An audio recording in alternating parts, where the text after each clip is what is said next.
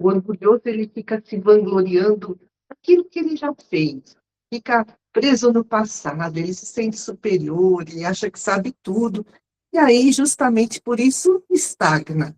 Enquanto que a pessoa humilde, ela reconhece as suas próprias limitações, ela, por isso, busca aprender sempre, o foco dela é o presente e o futuro. O orgulhoso, ele foca no ego, na aparência, busca aplausos, status, poder. E o humilde foca na essência, no ser si mesmo. Daqui a pouco a gente vai falar mais sobre isso. E por isso, como foca em si mesmo, na sua essência divina, conhece as suas próprias virtudes, tem arrogância e também aceita as suas fraquezas, mas sem culpa, sem autodesvalorização e também sem estagnação. O humilde, como algumas pessoas acham, ser humilde é ser fraco. Não, a humildade é uma força interior, é uma coragem e possibilita uma clareza mental. Vamos ver o que nos diz Hamed no livro As Dores da Alma, psicografia de Francisco do Espírito Santo Neto. O orgulhoso, ele gosta de julgar os outros com aquela arrogância, com desprezo pelo que é diferente dele. Mas tudo que existe na natureza é criação divina, tudo tem alguma utilidade, mesmo que no momento a gente ainda não entende, mas nada é desprezível na obra de Deus, nada é inútil no universo. Então, quem somos nós, né, para ficar desprezando o outro, que é o que o orgulhoso faz? Cada um de nós é único, cada um de nós foi criado para contribuir no coletivo, usando as potencialidades, a sua singularidade, né? A diferença que existe em nós. Tá tudo há um sentido, uma explicação no universo, né? E o arrogante, ele acha que é um super-homem, ele acha que precisa ser o cuidador, um juiz do processo evolutivo dos outros. O Hamed aponta que a gente pode auxiliar na evolução dos outros, mas nunca forçar esse processo evolutivo do outro, ou criticar, né, o seu andamento. Ele fala, Deus age sem cessar, em solicitude e consideração com cada uma das suas criaturas. E o orgulhoso, então, ele quer controlar a vida alheia, e aquela pessoa, segundo Hamed, que é muito assim apegada às regras, aos costumes sociais, é uma pessoa rígida, né? Defende energicamente o status quo, acha que tem, entre aspas, a cartilha do bem, que sabe o que é certo, o que é errado, por isso quer manipular, dominar, acha que é uma autoridade inquestionável. Eles se acham bem intencionados, se acham assim, pessoas dedicadas, evoluídas, despretensiosas, mas não é bem assim, né? Isso tudo é uma distração em nível inconsciente para que os outros não percebam, né, que ele está agindo como um crítico severo, como um policial, como um disciplinador. Então ele vem, né, com aquela mão cheia de luva de pelica, mas no fundo é um crítico severo.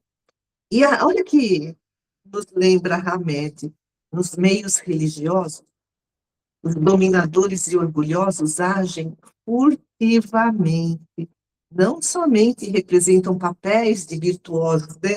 Dão-se uma de puritanos, como também acreditam que o são. Eles se auto-enganam, porque ainda não alcançaram a autoconsciência. A pessoa orgulhosa, continua Hamed, exige obediência absoluta. Ela é uma pessoa super preocupada com a exatidão, com a ordem, com a disciplina. Ela fica irritada com os pequenos gestos que fogem aos padrões pré-estabelecidos. É aquela pessoa puritana, né? Para despertar a simpatia dos outros. No Livro dos Espíritos, na questão 558, a gente lê que a nossa missão principal é a nossa melhoria pessoal, né? que a gente pode auxiliar na harmonia do universo, a gente pode ajudar, mas o que é essa ajuda? O que é uma ajuda autêntica? É estimular os outros a caminharem, evoluírem, não achar que somos salvadores de almas, não ficar controlando os outros, mas simplesmente cooperar com amor. Vamos ver o que nos diz Hermance do Fogo, no livro Mereça Ser Feliz, Vanderlei Soares de Oliveira. O orgulhoso é uma pessoa insensata, porque ela vê o mal no outro, o argueiro no olho do outro, né? E não vê o mal em si. E né, a gente lê no Evangelho segundo o Espiritismo, no capítulo 10, item 10, que o orgulho é o pai de muitos vícios, é a negação de muitas virtudes. Por isso, o orgulho é o maior obstáculo ao nosso progresso. E o orgulho é um subproduto do instinto de conservação. Instinto de conservação, a gente procurar, né, cuidar da vida, no caso dos animais, cuidar dos filhotes. Então, o instinto de conservação, explica lá o Evangelho segundo o Espiritismo, é um bem, mas o orgulho é um instinto de conservação exagerado, é uma paixão crônica por si mesmo, impropriamente denominado de amor próprio, mas não é, né? O orgulho não é um amor próprio. E lá no Livro dos Espíritos, na questão 908, a gente lê que as paixões começam assim num sentimento ou uma necessidade, mas que está exagerada.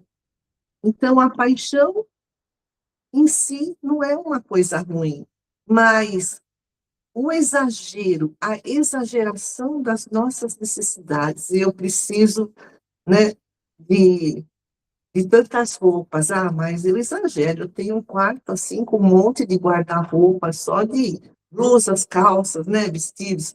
Então, é a exageração, isso é paixão.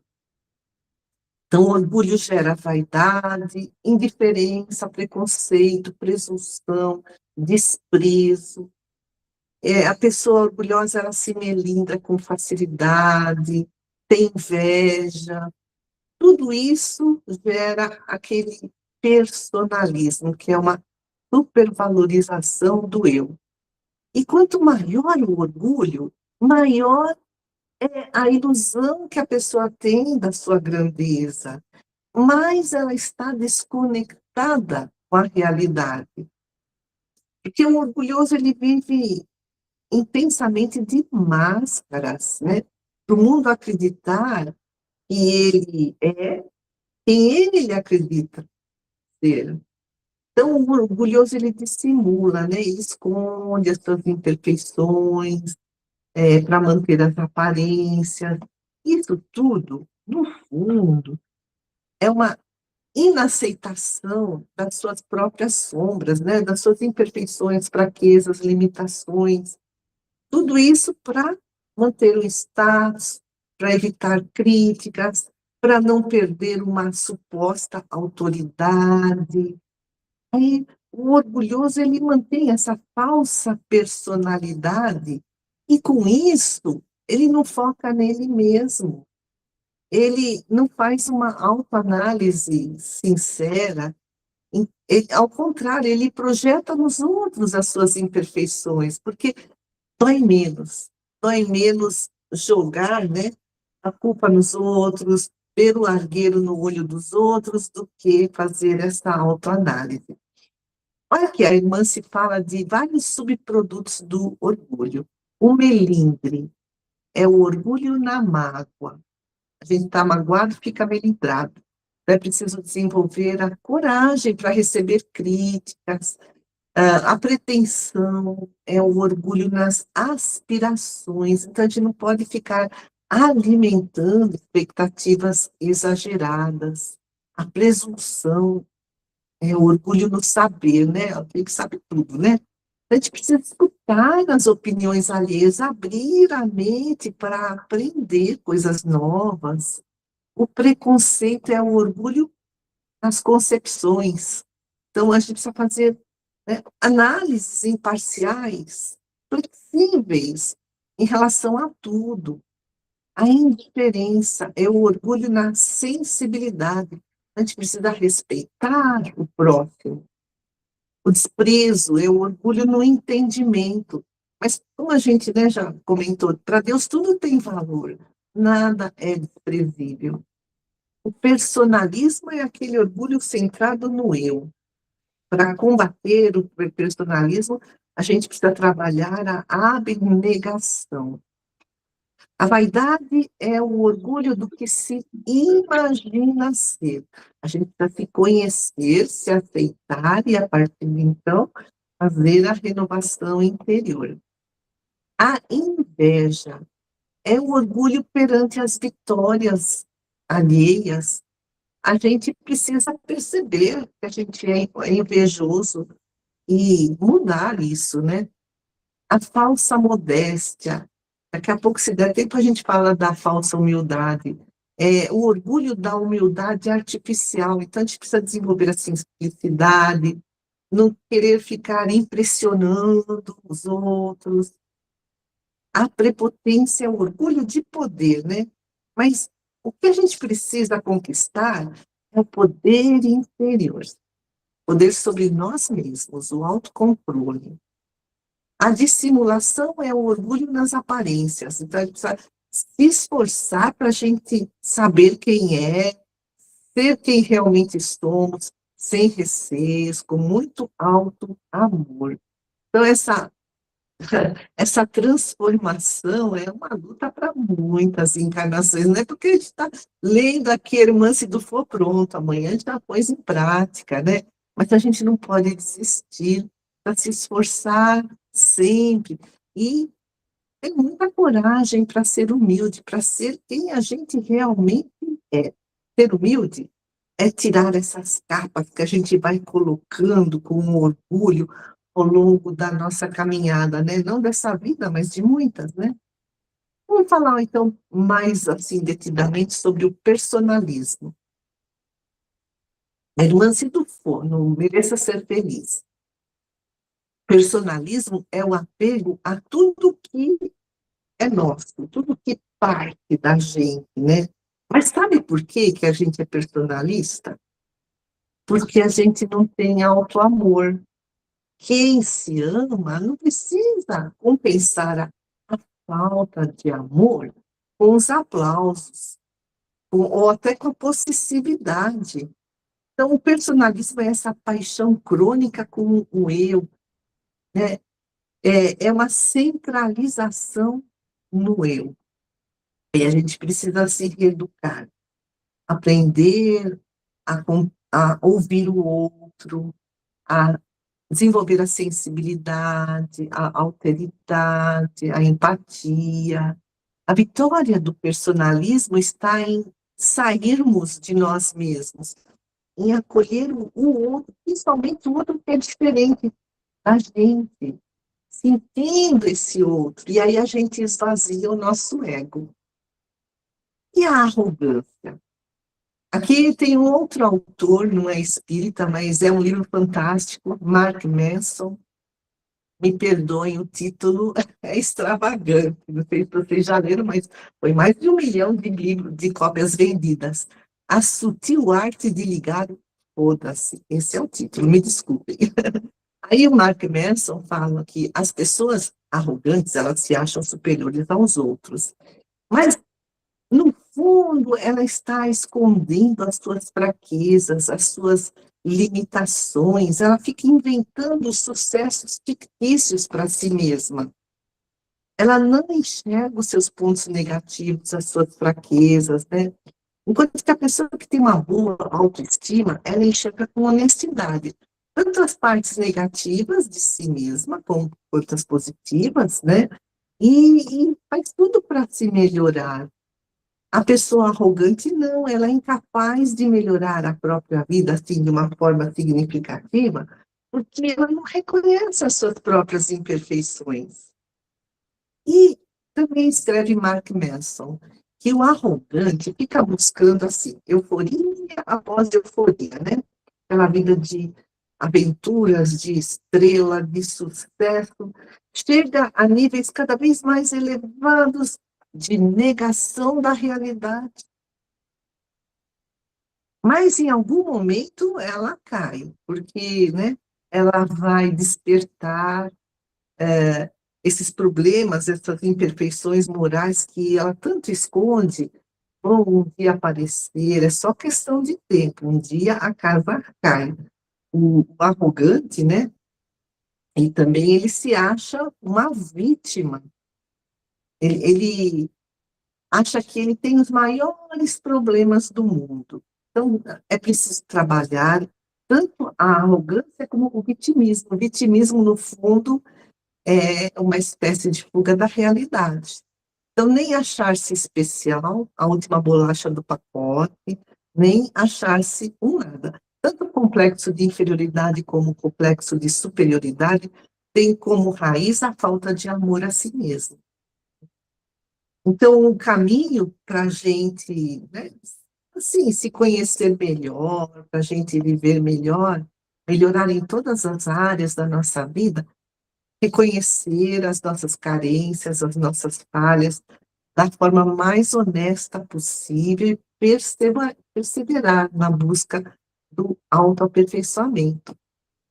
Vamos falar do Melindre, Hermance Dufour, Reforma Íntima Sem Martírio. Vanderlei Soares de Oliveira, né? A Hermance fala que quando a gente se sente ofendido, isso é um alerta que nasce em nós, para a gente avaliar o grau do perigo. Isso faz parte do instinto de conservação. Ela escreve: sentir-se ofendido tem a sua faceta benéfica, porque não devemos aceitar tudo que acontece à nossa volta passivamente. O objetivo de sentir-se ofendido é agir de forma ajustada à natureza das agressões que a gente recebe. Mas isso é muito diferente do melindre, que é uma reação neurótica às ofensas, né? O melindre é um estado doentio de fragilidade, a gente exagera o tamanho da agressão que a gente recebeu. Então, pequenas atitudes alheias são motivos para que o melindroso se feche na mágoa, na decepção, e como, né, a gente lê, a mágoa é o colesterol da alma, que a gente carrega dia após dia e acaba gerando doenças físicas. Então, o que está por trás do melindre, são as contrariedades. É tudo aquilo que acontece e que não gostaríamos que acontecesse. A contrariedade é algo, né, que a gente não espera, que não traz vantagens pessoais, né? E aí isso tudo gera pessimismo, infelicidade, desapontamento, às vezes animosidade, né? Tristeza, rancor. E olha que interessante que nos ensina a Hermance Dufour. E o melindre é um vício de não ser contrariado. Nas encarnações anteriores, nós, assim, é possível que os nossos interesses pessoais foram atendidos a qualquer preço. Aquela pessoa, né, que tem um certo autoridade, status. Então, é um vício que muitos trazemos de encarnações passadas. E também é um vício que se adquire a partir de uma educação nessa encarnação, né, daquela infância mal orientada, daquela criança mimada. E aí, hoje, né, algumas pessoas nascem, encarnam numa condição limitada, né, sem toda aquela satisfação que ela espera, e aí surge uma revolta silenciosa, é uma baixa tolerância à frustração. A irmã se fala que é um estado de suscetibilidade diante de qualquer coisa que nos ofende. Isso gera uma neurose de controle, que é um mecanismo de defesa da nossa mente para evitar qualquer contrariedade, ou qualquer decepção, então a gente fica se esforçando para controlar tudo, para que tudo aconteça conforme a gente quer, e isso gera uma preocupação de querer dominar tudo. Às vezes, o motivo da preocupação é muito justo, mas às vezes não, é uma preocupação, é uma antecipação do que pode nem acontecer. E a irmã, olha que bacana, ela fala que os contrariados vivem três tipos de dramas. Tem o contrariado crônico, né? Então, aquele que se melindrou com facilidade, ele não aceita a própria encarnação, ele traz na aura um clima de insatisfação, isso gera transtornos mentais. Tem um outro contrariado, que é o colecionador de problemas, que também traz das encarnações pretéritas esse vício de satisfação dos interesses pessoais. Então, é a pessoa que está preocupada com tudo, tenta controlar tudo e tudo. E tem o terceiro tipo, é o adulto frustrado, é aquela criança que foi mal orientada, que foi mimada, que teve todos os seus desejos atendidos, que não passou por limites, né? Houve uma ausência de limites, e gera nela uma baixa resistência às frustrações. Então, nesses três casos, né, esses que ela enumera, a pessoa que está constantemente melindrada, se sentindo ofendida, tudo por conta dessa decepção crônica, desse pessimismo que carrega dentro de si. E olha o que escreve Hermance: a psicopatologia do futuro, a doença do futuro, né, tudo das doenças, a psicopatologia das doenças emocionais, mentais, verá na contrariedade uma grave doença mental. E a etiologia, a causa de severos transtornos da alma. Então, ó, tem, né, por exemplo, a gente podia falar da inveja, tem muitos filhos do orgulho, mas o orgulho, pai de tantos vícios, é cego, porque o orgulhoso ele está iludido, ele acha que ele é mais do que ele é.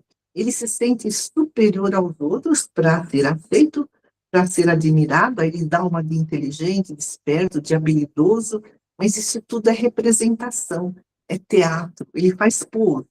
No fundo, ele se enche de defesas, é um mecanismo lá do inconsciente, né? E isso causa um enorme gasto de energia para proteger o próprio orgulho, para que as máscaras não caiam. É um teatro.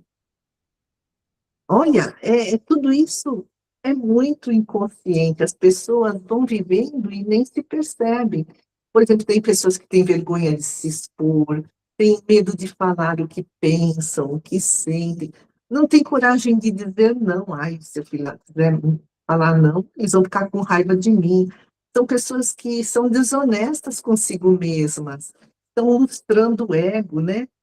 Mas isso não traz uma satisfação real.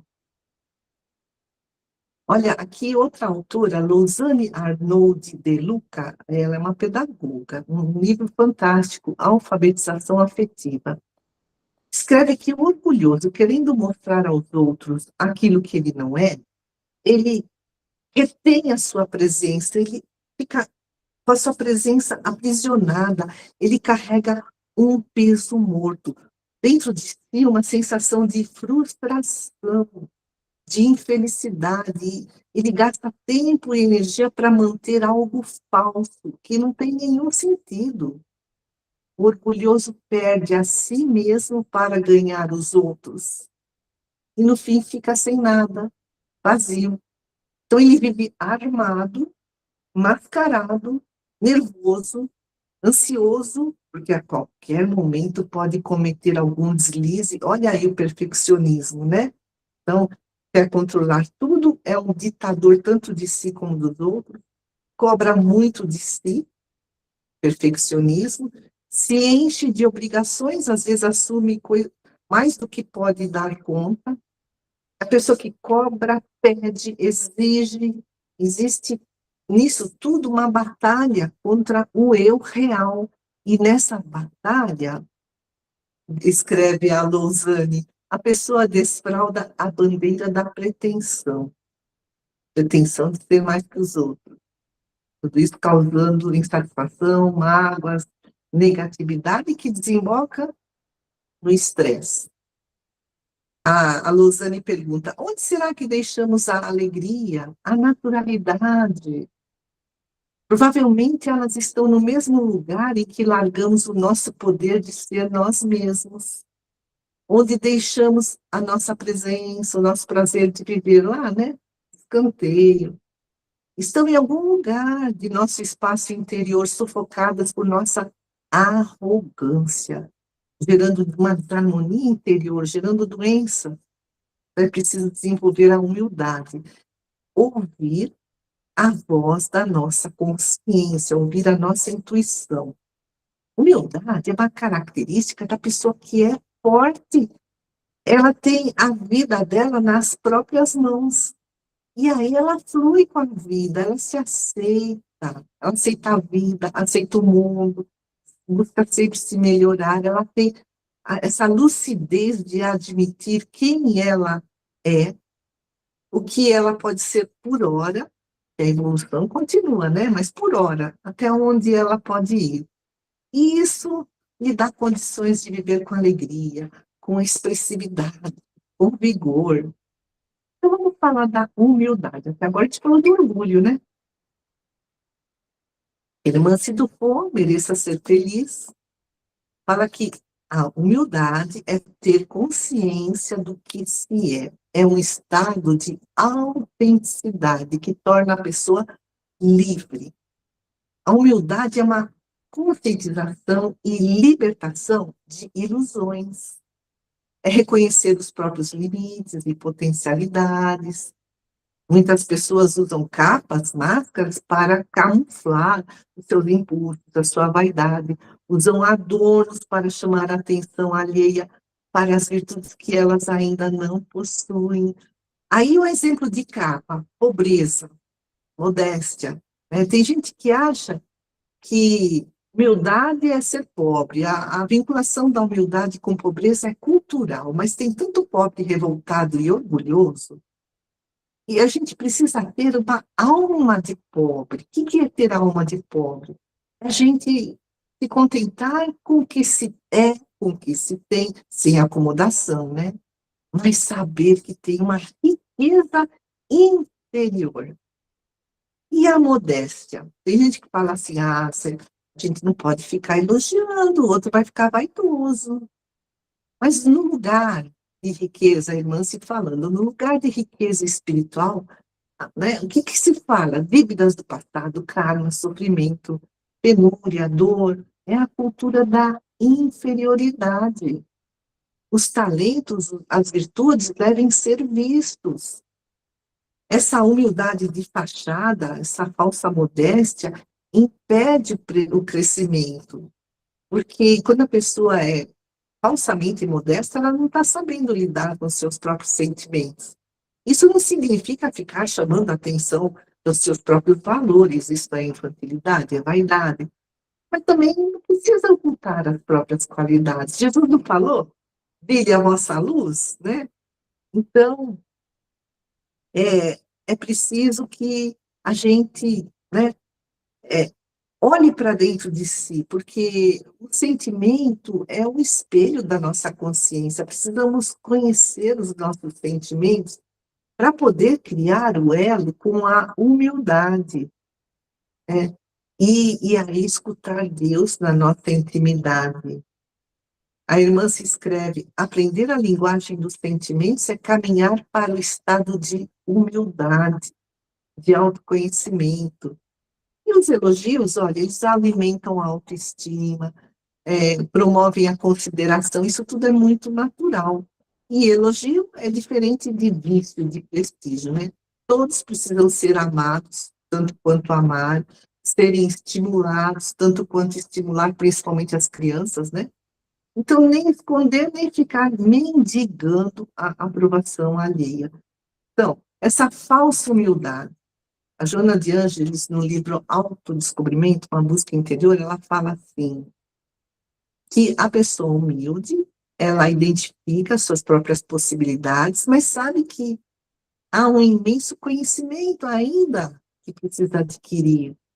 Ela percebe o quanto ela ainda é pequena, mas ela não alimenta conflito, com fuga, ela não fica fugindo da realidade. Mas há pessoas, escreve Joana de Ângeles, que simulam, né, que mostram uma falsa abnegação, uma falsa humildade. No fundo, é para mascarar a timidez, o medo, o complexo de inferioridade, a inveja. As pessoas, ela fala assim, porque se sentem frustrados nas conquistas humanas, nos desafios sociais, tais indivíduos ocultam-se na abnegação forçada, mas recheada de reclamações, de exigências. Ó, eu estou ajudando, né? Mas olha, você tá vendo quanto que eu me sacrifico por você, né? Fingindo-se de mártires, de incompreendidos, de perseguidos, são pessoas cheias de recalques, exibicionistas, querem se mostrar humildes. Aí a Joana fala assim, tem até gente que, sabe, assim, se mostra com uma aparência descuidada, sem higiene, indiferente às conquistas do progresso, mas no fundo são pessoas preguiçosas, preguiçosas, elas não são humildes. Aceitam tudo que os outros lhes impõem, por isso acham que são humildes. No fundo, elas têm medo dos enfrentamentos, das lutas, são coniventes com as coisas erradas por acomodação, por submissão, só para parecer aquela pessoa boazinha, compreensiva. Joana escreve: humildade não é conivência com o erro, humildade é uma virtude ativa, combatente, decidida. A humildade é mais um estado interior do que uma apresentação exterior. E a indiferença é a falsa humildade. Então, a pessoa humilde é pura, mas despreza o puritanismo, né? O puritanismo, a pessoa puritana é aquela que quer se mostrar virtuosa. A pessoa humilde é sincera, mas ela não está preocupada em agradar ninguém. Ela confia no futuro, mas ela não se impõe. E, voltando aqui para Lausanne Arnaud de Luca, para que serve a alma se ela não está presente? Olha que bacana a pergunta que ela nos faz pensar. Então, ela fala que a gente tem que deixar vir à tona a nossa singularidade, nosso ser único, e também vir à tona a pureza dos nossos sentimentos. Pureza de sentimentos, diz a Lausanne, é entrar no espaço interior chamado humildade. É nesse espaço interior que praticamos a presença divina em nós. É o reino de Deus, que é um estado interior onde residem as nossas capacidades, potencialidades, nossos reais sentimentos e nossas riquezas interiores. Aí ela fala, é de lá, desse espaço interior, que é a humildade, que podemos dominar as coisas sem nos deixar dominar por elas. Como Jesus fala, procurai primeiro o reino de Deus. No estado de humildade, nós escutamos a verdadeira voz da nossa consciência. É um querer cheio de maturidade. Na humildade, a nossa vocação e a nossa verdade estão lá, né? Fluindo, vindo à tona, né? Essa harmonia interior, que tem por base o aceitar-se, a humildade, garante, diz a Lausanne, o encaixe conosco mesmo. No estado de humildade, nós nos aceitamos, aceitamos a vida, aceitamos o mundo, somos lúcidos para admitir, só somos o que somos. Paulo de Tarso escreve isso, né? E o que podemos ser? Isso nos dá alegria, expressividade, uma energia fantástica. No estado de humildade, a gente toma posse da nossa alma e do nosso corpo. Nada nos atinge, porque a humildade é esse estado de centralização, onde a gente se sintoniza com a vida, com as forças superiores. Humildade, então, não é submissão, não é ignorância, não é pobreza. Força, é coragem para a gente poder confrontar as nossas fraquezas e as nossas inseguranças. É isso aí, amigos queridos.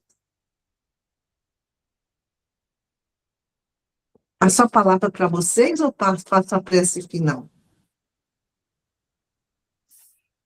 Se ninguém quiser perguntar nada, podemos fazer a peça final. Mas Então, parabéns, tá bom. Ivete. Obrigada.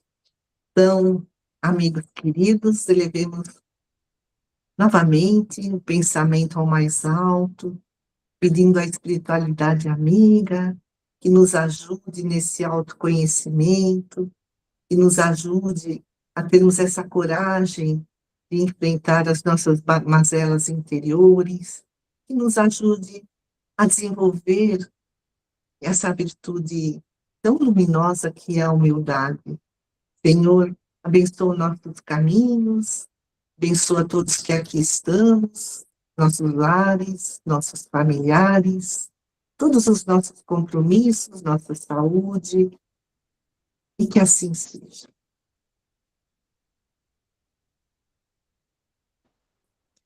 Dona Betsy, por favor, só para entender melhor,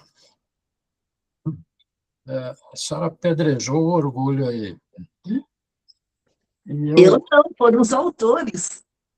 Foram os autores. Eu vejo as pessoas usarem tanto a palavra orgulho. Eu tenho orgulho da minha filha, eu tenho orgulho disso, daquilo. Está certo essa colocação? Bem lembrado, bem lembrado. O orgulho é uma palavra ainda muito pobre. Então, por exemplo, ela tem vários significados. Quando a gente admira um ente muito querido, a gente fala assim: ai, meu filho, eu tenho orgulho que você entrou na faculdade. É uma admiração, é um elogio, é um estímulo. Ou então, por exemplo, deixando de lado a falsa modéstia, olha, eu estou tão orgulhosa de mim no sentido assim, eu batalhei, mas eu conquistei aquilo que eu almejava, mas sem achar que, né, está acima de todo mundo. Então, nesse sentido, o orgulho é muito bom. Tanto a gente se orgulhar das nossas conquistas, né, a gente não ter essa falsa modéstia, e se orgulhar das conquistas das pessoas que a gente ama.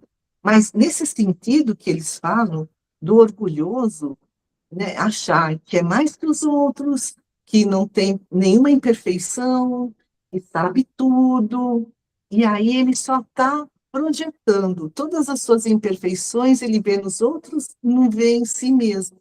Ele deixa de se observar, está perdendo tempo aqui na sua encarnação.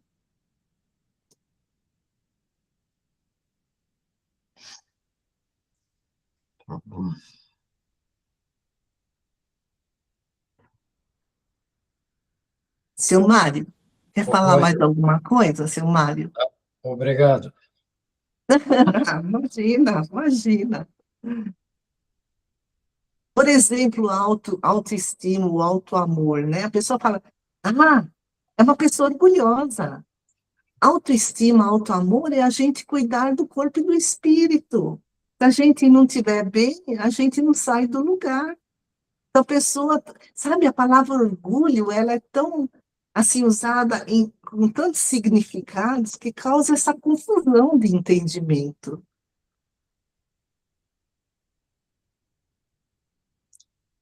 Eu sei que a palavra orgulho não está na lista das virtudes, mas e o egoísmo, é bom ou é ruim? Olha, há vários autores, Joana de Ângeles, Hermance Dufour, elas falam assim que no início da nossa caminhada evolutiva, desde o reino animal até no início da nossa evolução como Homo sapiens, o egoísmo foi necessário. Então, é cuidar da prole, dos filhos, cuidar dos recursos materiais.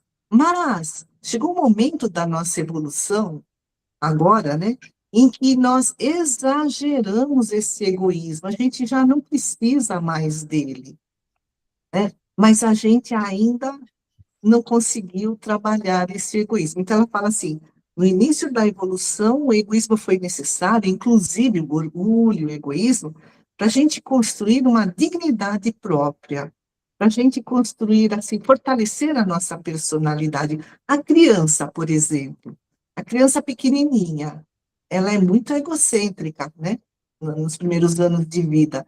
Então, o brinquedo é dela, é tudo para ela. Isso é uma coisa necessária para ela fortalecer essa autoestima, né? Ela fortalecer a sua autoaceitação, ter segurança, mas ela vai crescendo e vai percebendo assim, bom, eu não vivo sozinha no mundo, eu tenho aqui um pedaço de bolo, né, uma criança já maiorzinha, 7, 8 anos, né?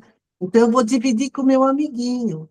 Então ela vai deixando de olhar só para ela, é uma coisa natural, esse Freud explica, e todos os outros, né, discípulos de Freud, é uma coisa natural ela ser egocêntrica.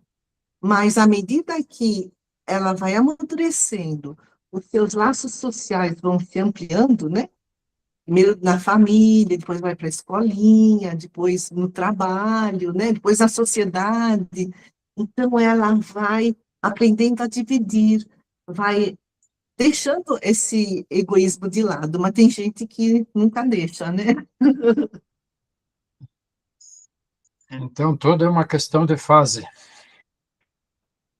Sim, né? Tudo tem um porquê, né? Tudo tem uma finalidade. O problema é a exageração, né? Como fala lá no livro dos Espíritos, a paixão é o exagero. Por exemplo, a gente tem que ter um sentimento de dignidade. E, assim, eu tenho meu valor, eu reconheço minhas conquistas, eu gosto de mim. É ter um sentimento de dignidade. Exagerar esse sentimento de dignidade me leva, assim, para o lado do orgulho. Ah, eu sou, explode, né? O ego explode. Ah, eu sou o máximo. Nossa Senhora, então tá além da realidade, tá? É uma pessoa iludida, né? Ela já nem se enxerga mais. Então, o problema é o exagero de tudo. E é a paixão, né? Tudo bem, gostaria de ficar conversando mais um pouco, mas o nosso tempo já esgotou. Obrigada. Não vai faltar oportunidade. Eu queria também agradecer e dizer que eu nunca tinha ouvido a Beth e que você trança o evangelho com a psicologia de uma forma muito bonita e muito equilibrada. E isso é fundamental nos dias de hoje. Valeu muito a pena eu estar aqui. Muito obrigado, viu? Obrigada, Enzo. Um prazer, viu? Te conhecer. Obrigado. Muito obrigada. É isso daí, Beth. Obrigado e até a próxima vez.